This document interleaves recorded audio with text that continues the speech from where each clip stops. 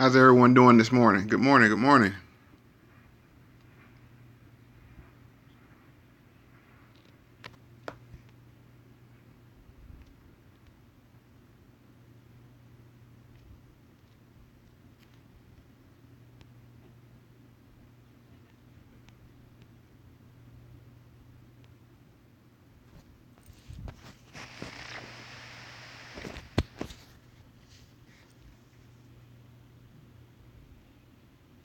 Good morning, everyone. Good morning, Carlton, Way 1. Good morning, Shell, Jasmore.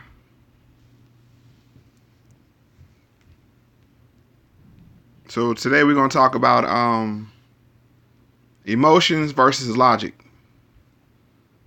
It's going to be a quick video. I'm not going to be here too long, but just want to touch base. And while waiting for people to show up,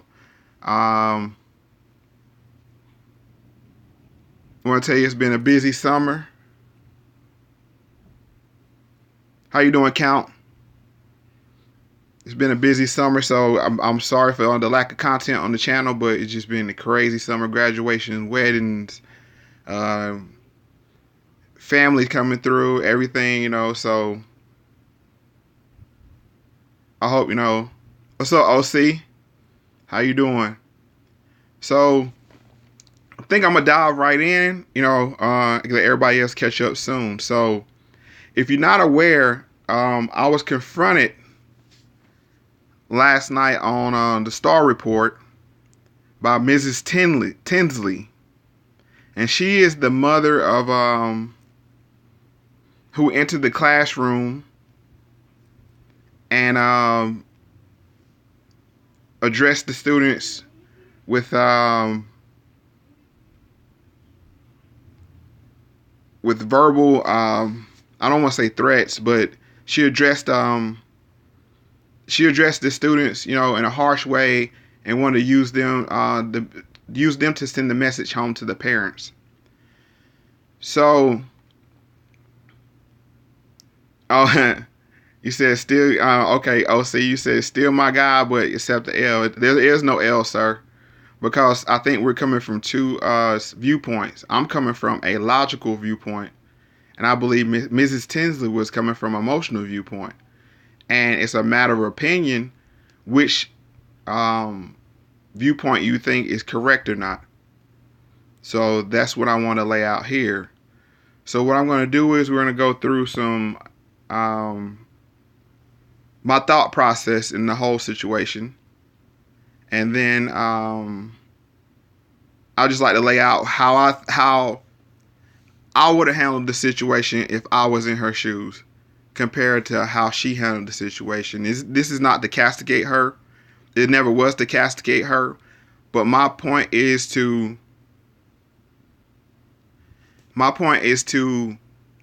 share my perspective, and hopefully people can take from that and learn from that, so we don't put ourselves into bad situations. That's the whole point of my channel. That's the whole point of me doing this, is to share what I've learned in life, so it can help someone else. And hopefully, if I'm wrong, or my viewpoint is wrong, if you come with logic and facts, it could shape and change my viewpoint. So, that's where I'm coming from. So what I would like to do first is play this first video of when it's Inside Edition interview with Mrs. Tinsley, and just to give us a backdrop of what happened in this situation. So here we go.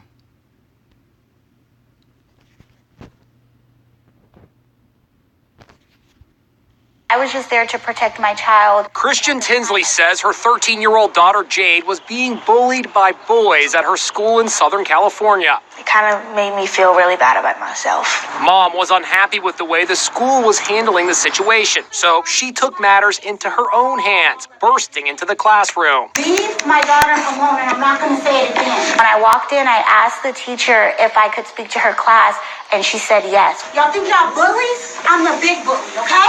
You were fighting for your daughter here, of course, and many people can understand that, but many people will also have a problem with what you did, sort of the language you're using and the threatening nature of this whole thing. What do you say to those people? I definitely understand concern. Had the roles been reversed and it was another parent coming in, I would also be upset.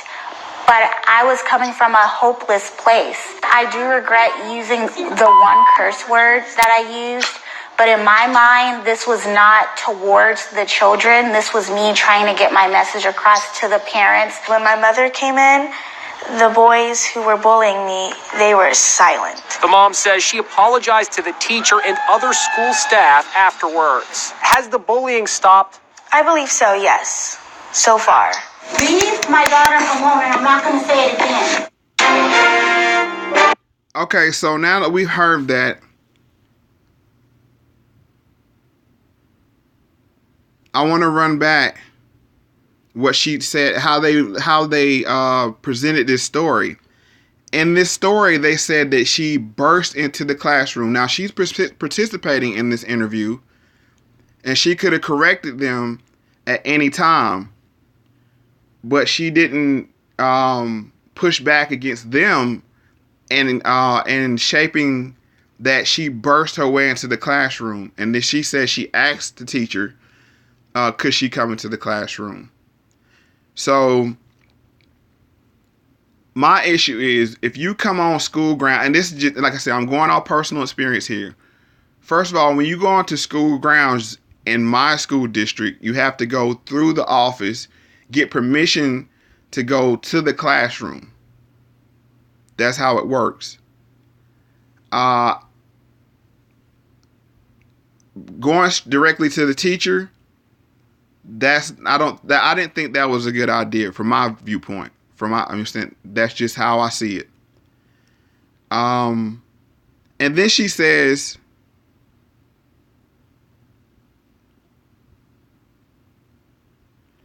I'm just going to go a little forward. What you're using and the threatening nature of this whole thing. What do you say to those people? I definitely understand concern. Had the roles been reversed and it was another parent coming in, I would also be upset.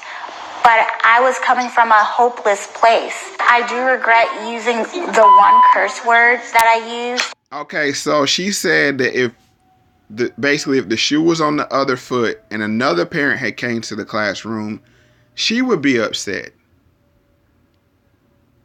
And that's understandably so, because anybody could walk into a classroom, harm a child. We've seen this over and over again. We've seen school shootings. And that's the thing. We have to view things in context. That's my whole point.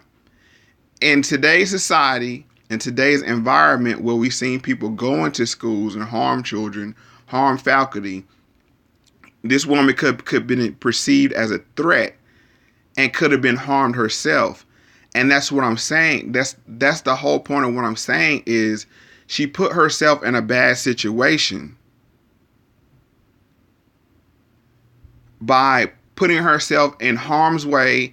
If an officer was to come in, perceive her as a threat, and use a taser on her, or God forbid, even more force. Second of all, she could have been perceived as a threat and been arrested and had a criminal record for communicating threats. This thing could have went totally left. And the thing is, I'm a logical thinker.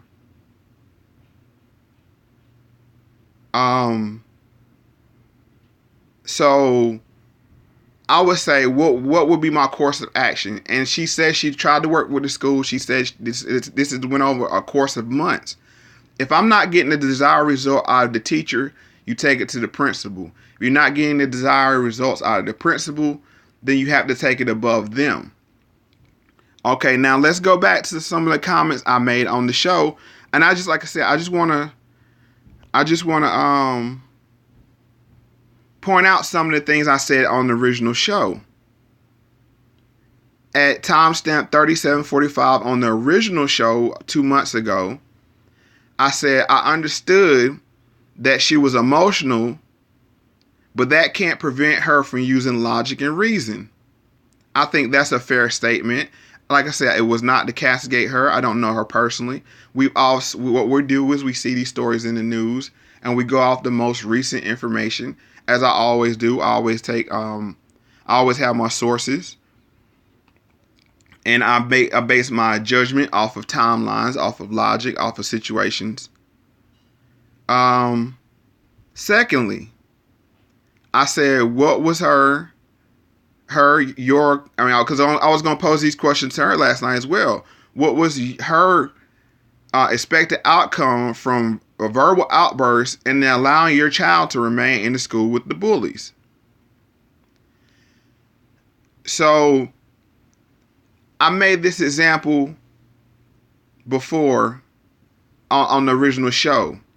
That's like if you have a bad waiter, you're not going to argue with the waiter and then expect them to bring you your food. That's a bad idea. That's thinking emotionally, not logically, because that waiter could do anything to your food once you cuss them out or been rude to them. So that's my thing. I'm a solution-based person. I try to come up with solutions.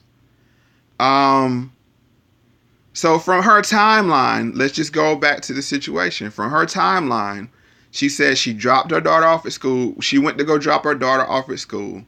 And I don't like mentioning the child, but it's integral to the story. She dropped her child off at school. The child said, "Mom, if I wasn't a stronger person, I would have contemplated on suicide." At that point, my child is not going back to that school, especially that day. Because first of all, my child is not in the right mindset to be in school. I'm taking my child home. We're going to talk about what's going on, and then we're going to figure out what's our next step. Second of all, what she did was she allowed the child to make the decision to go back into this toxic environment, and then she went on to work, where she proceeded to print out ass-kicking tickets. Yes, ass-kicking tickets. And came back up to the school, confronted the teacher, she said the teacher allowed her in. I believe that, but that's bad on the teacher's part. And I do think the teacher, and I think somebody said that, I think the teacher should have been fired for letting the children be put at risk. I agree that the principal should have been fired for allowing this child to be bullied and harassed over a number of months without taking, firm action. So that's how I look at that. But for you to go and print out ass-kicking tickets, go straight to the teacher, get your way into the classroom and then address children. And even herself, she said she handled this poorly. And if you don't believe me, we're going to go, and like I said, we're going off of the stories here in this article from USA Today.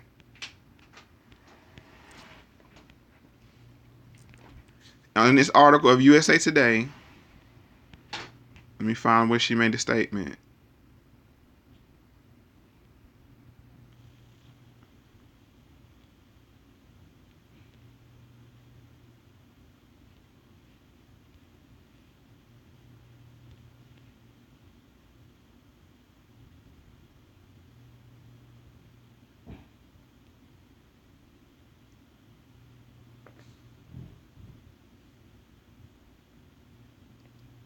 Hold on. I'm going through the story real time.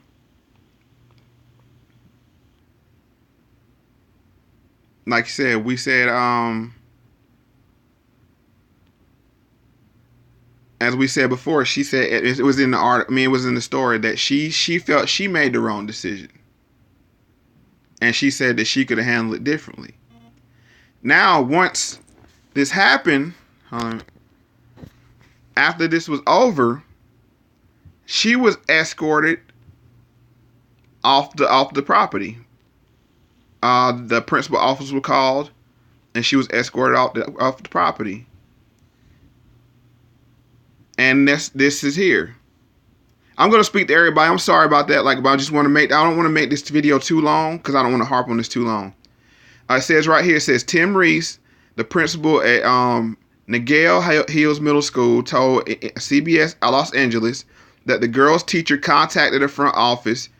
So obviously, the teacher wasn't okay with this. And at some point, I'm not saying she didn't allow her in there, but at some point she wasn't okay with this.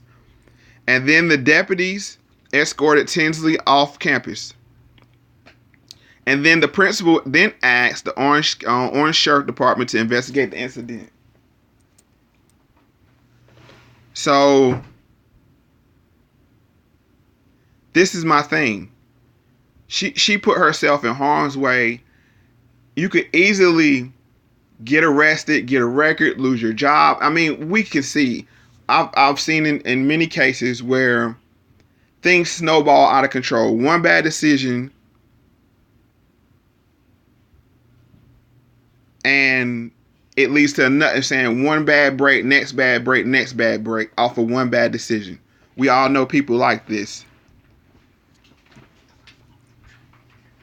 So that was my whole point. So now I know a lot of you saying, well, Mo, what would you do in this situation? Okay, this is what I've done in this situation. I already said, once I found out that my child was being bullied, I would have nipped that in the bud right away. But but hindsight is 20/20. But at the point when my child says she's suicide, the word suicide would have made me,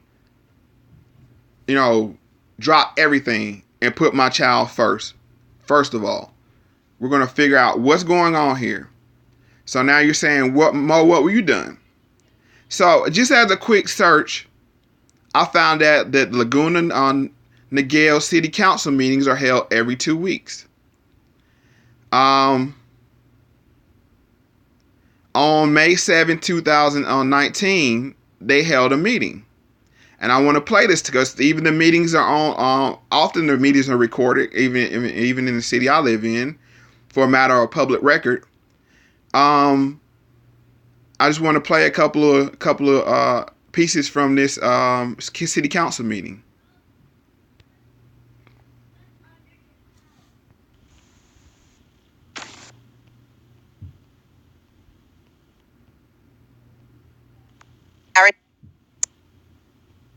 James. We want to get a picture with the council too, if you don't mind. And I think Jonathan's going to take it. All of May 2019 is Mental Health Month. And this time I'd like to ask Mara James. Mara, come on up. As the founder and CEO of Extraordinary Lives Foundation to come forward. Okay, as we can see here, even at the city council meeting, they had made this month Mental Health Month.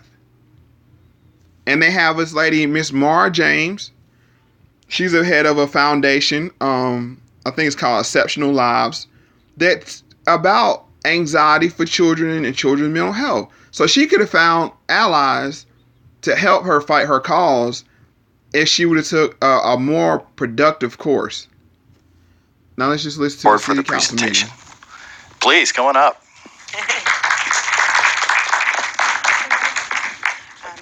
Thank you for proclaiming May, again, as National Mental Health Awareness Month. My name is Mara James. I'm the founder and CEO of the Extraordinary Lives Foundation, and we have 2 board members, Lauren Perry and Jane Noble.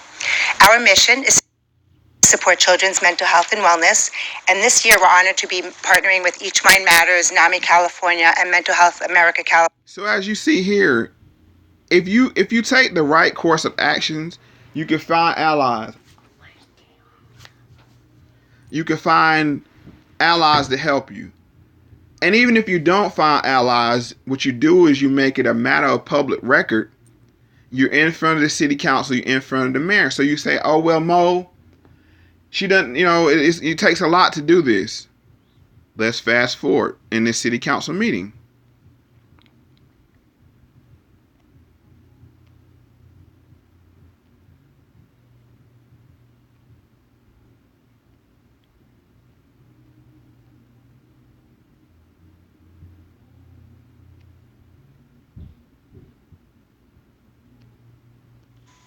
Well, fantastic. Now it's time for our public communications. So I will open public communications. Any person wishing to address the city council will need to complete and present to the city clerk a gold-colored request to speak form. They're found at the back right of our chambers back here.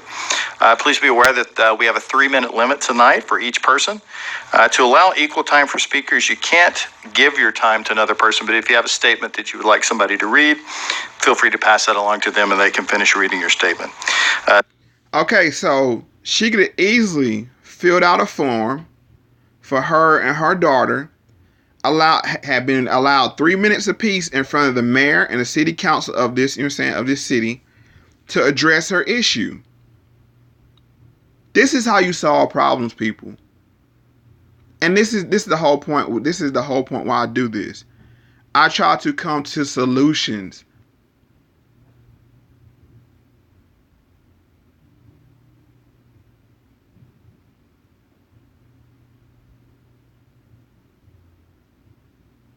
Hold on. Someone said, okay, Westside said, the lady told you, Mo, she doing all that. Is the lady and her child's life more interesting than yours? No, what I'm saying, okay, here's my point. What we have to do is realize our powers. If you're a teacher, if you're not satisfied with your teacher and how they're teaching your child, you have the power. These are how things get done. Like they say, the squeaky wheel gets the oil. And what I'm doing is using this story as a backdrop in the situation, the backdrop to let people know. Never feel like you don't have any power. If you don't like where your child is sitting in the classroom, if you don't like where your child is sitting in the classroom, you go to the teacher, I want my child moved to the front of the class. It's simple as that. You have to make your demands.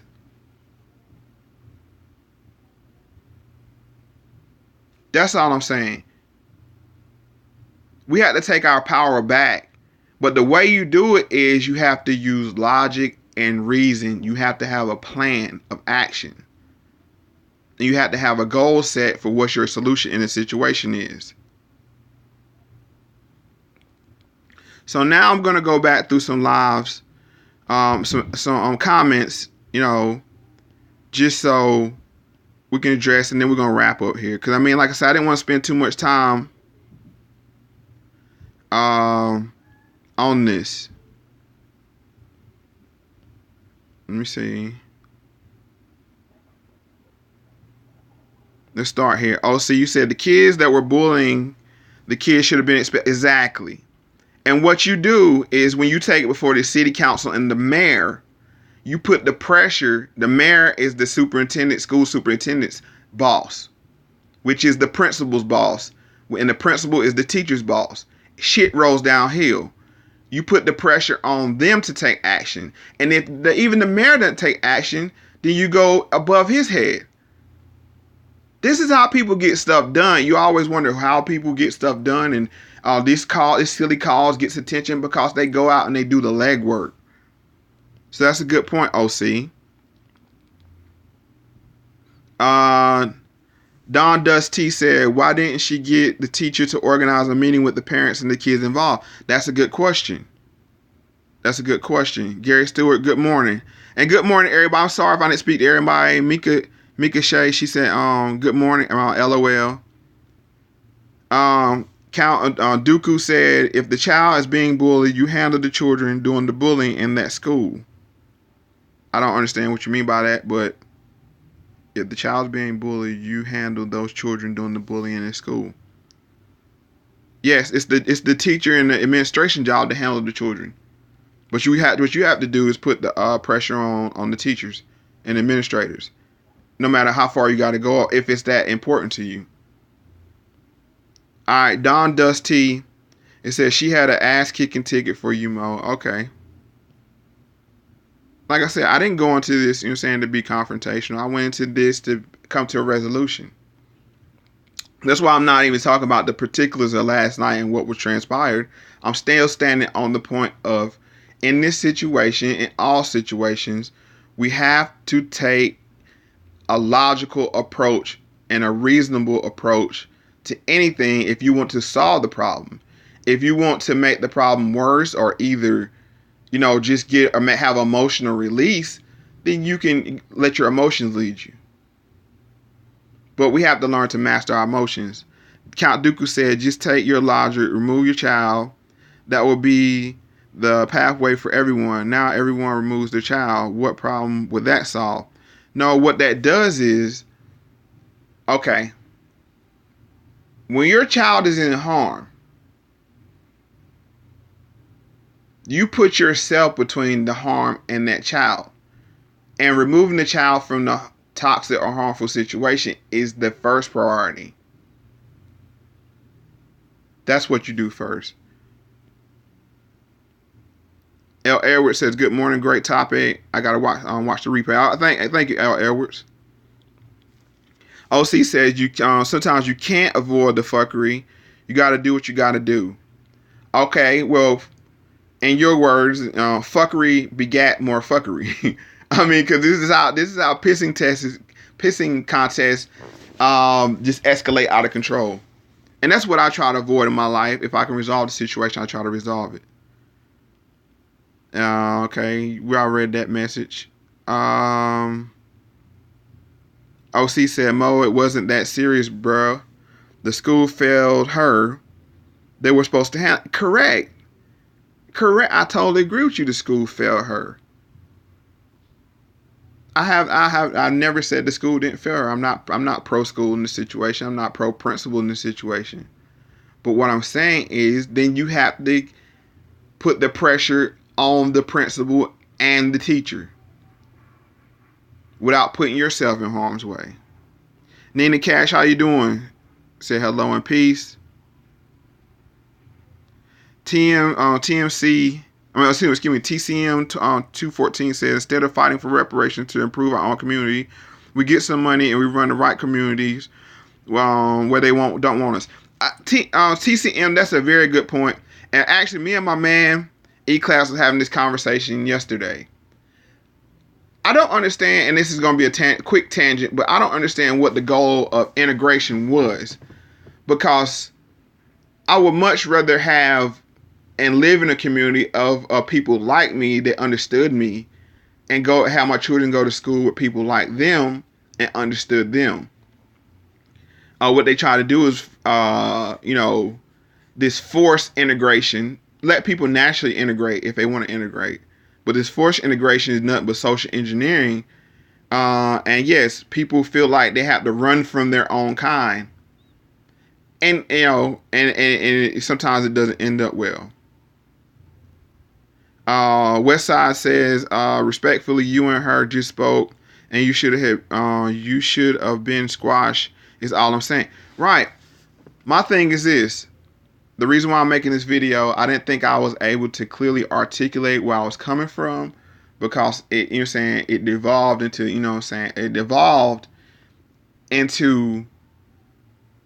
it's just nonsense at one point. OC said, nah, Mo, that school is all at fault for letting that shit continue. Once again, I agree with you. The school is at fault, but you have to put the pressure on the school. Count Dooku says, Mo, life is not that simple. Emotion is what triggers logic. Our laws come from emotion.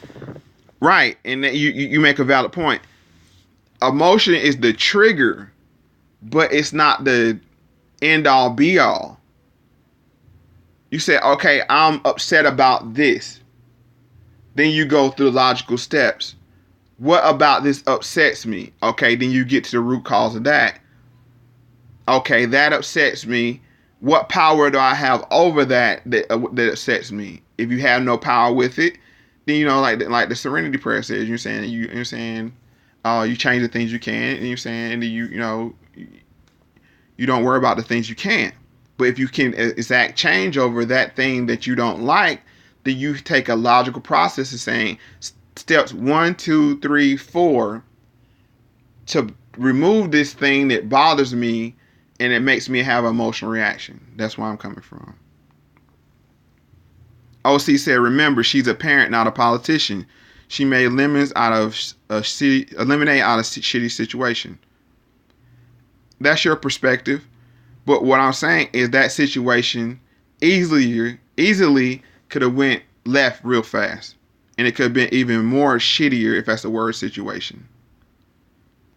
All right, Westside says she tried that and was told to stay away from the parents and were told who they were.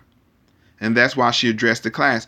Okay, Westside, if you want to say that, if she knew the parents' names and the children's names, you take it before the city council and you publicly embarrass the parents. Mary Jane, Jack Sue, blah, blah, blah. You use your 3 minutes. Say, their children are bullies. And the principal XYZ hasn't done anything about this. And the teacher ABC hasn't done anything about this. Mayor, what are you going to do about this? And now it's a matter of public record. But that's how I would handle things. That's just my perspective. That's all I'm doing here. It's just sharing my perspective. Orlando Small said integration segregation is a trick.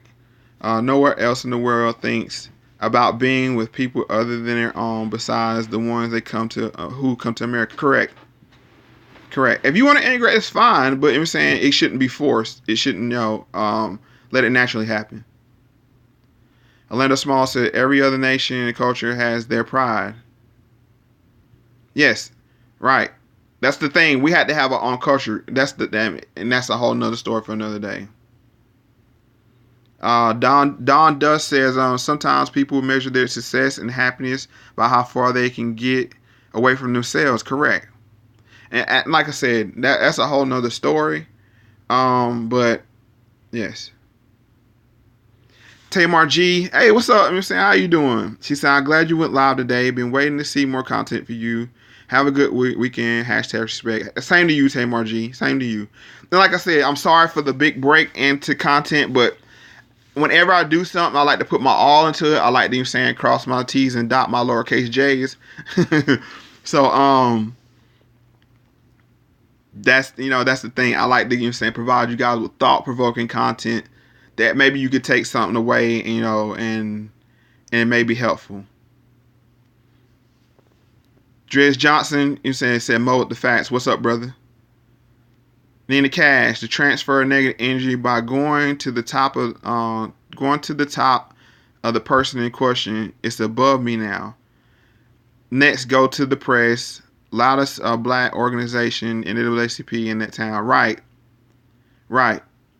So what you do then, once you don't get what you want to get out of the city council, then you hashtag, whoever your district representative is. There's ways to do this.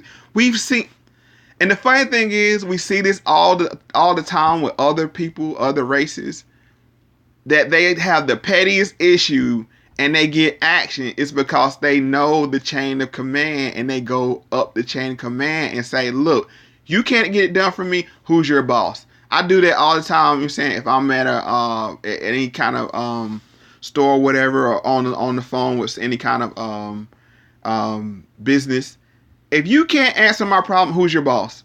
You can't answer my problem, who's your boss? Until you get the way up. You don't take no for an answer, especially if it's important to you. If it's not important to you, just let it fly.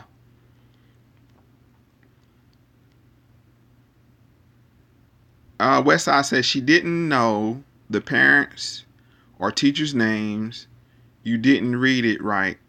That's why she addressed the classroom. Okay. That's becoming a circuit argument there. Okay, Nina Cash, she said, I've been there in one. I've been there in one too. My parents have been there in one. Trust me, my mom and dad have came to schools. They saw a teacher wasn't productive for me and got me taken out of that class. Like I said, you'll be surprised how very few parents even show up to meet the teacher. Period. I'm not saying that this is in this particular situation, but then they want to complain about the school system. Then they want to complain about you have to go interact with the teacher, have the parent-teacher conferences, You can even request your teacher to write you a weekly progress report on how your child is performing. You have to engage. One thing is, if you don't engage in every level possible, then you can't complain about the outcome of what's going on. Driz Johnson said, it almost seemed as if Dana contacted her to challenge you because she wants to discredit you. I think that's a fair assessment. And I think someone else said that in the chat as well. I didn't scroll all the way up. I'm sorry about that, everyone. But yeah, I think that's a fair, because I heard a lot of talking points that I heard from Dana via this woman. But I don't have any facts or proof to state that. But I mean, that's a fair assessment that you made. Well, I'm about to wrap this up. I want to thank everybody for coming through. You know what I'm saying? I know it's early, early in the day. Look for more content. I was going to do a show on The Talk. It's propaganda from Procter & Gamble. I will be posting that video soon. I will be having a live on it soon. Hopefully this weekend. Like I said, thanks everybody for coming in again. And as I always say, pay attention to everything and the truth will reveal itself.